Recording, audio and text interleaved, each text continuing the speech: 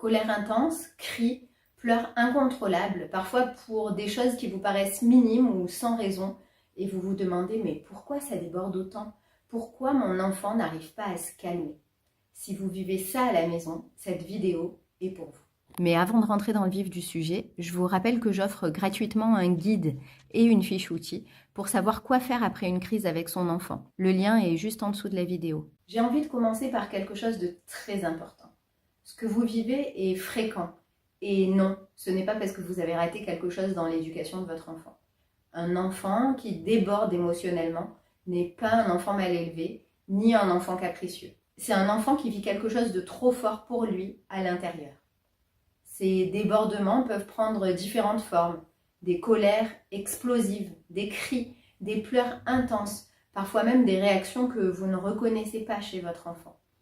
Ce qui est déroutant, c'est que ça arrive parfois sans raison apparente. Une frustration, un non, une transition, et tout explose. Et souvent, vous vous dites, ce n'est pas proportionné.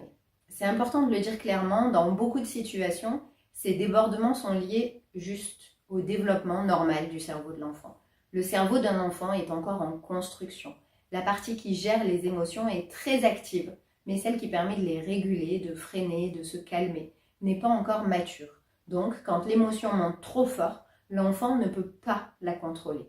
C'est pas de la mauvaise volonté, c'est pas de la provocation. Avant 3 ans, le cerveau émotionnel domine totalement. Les colères, les pleurs, les cris sont normaux. Entre 3 et 5 ans, la régulation commence, mais elle est encore très fragile. Entre 5 et 7 ans, l'enfant progresse, mais dès qu'il y a de la fatigue, du stress ou un changement, les débordements peuvent revenir. Ce n'est qu'à partir de 7 ans, 8 ans, qu'on appelle d'ailleurs l'âge de raison, que le cerveau commence vraiment à mieux réguler les émotions. Et quand je dis que c'est normal à certains âges, je veux quand même préciser quelque chose d'important. Normal, ça ne veut pas dire tout le temps. Ça ne veut pas dire à chaque frustration, ni dans une intensité permanente. Même chez un jeune enfant, il doit y avoir des moments d'apaisement, des moments où ça redescend. Et ça, c'est vous qui le sentez.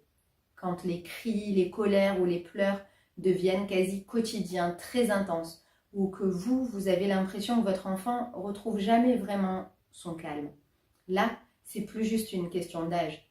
Je vous dis pas ça pour s'inquiéter, pas pour culpabiliser, mais pour comprendre ce qui à l'intérieur n'a pas encore trouvé de sortie. Ce que j'aimerais que vous reteniez aujourd'hui, c'est que votre enfant, il déborde pas pour vous provoquer. Il déborde parce qu'il n'arrive pas encore, ou en tout cas plus, à le faire autrement.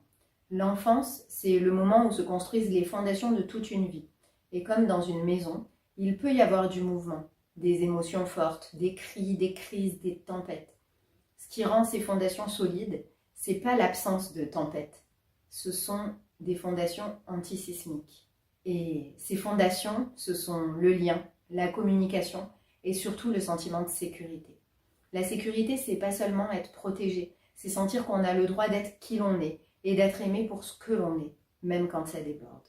Quand un enfant ressent ça profondément, même les émotions fortes ne sont pas destructrices. Quand ces fondations ne sont pas assez solides, la sécurité intérieure ne s'installe pas naturellement pour toute la vie. Et quand on a soi-même grandi avec une sécurité fragile ou sans toujours avoir eu le droit d'être soi, c'est beaucoup plus difficile de construire des fondations profondes pour ses propres enfants. Mais c'est pas une faute, c'est pas un échec et surtout c'est pas irréversible. On peut renforcer ces fondations pour soi, à travers soi, pour son enfant. Quand la sécurité intérieure se renforce, les émotions n'ont plus besoin de passer par des cris, des crises ou par le corps. C'est exactement ce que j'accompagne en libération émotionnelle. Quand un enfant n'arrive plus à exprimer ce qu'il vit, quand ça le déborde. Dans la prochaine vidéo, je vous expliquerai pourquoi les émotions de votre enfant peuvent parfois venir appuyer exactement là où ça fait mal chez vous. Je suis Marion Grosny, praticienne en libération émotionnelle.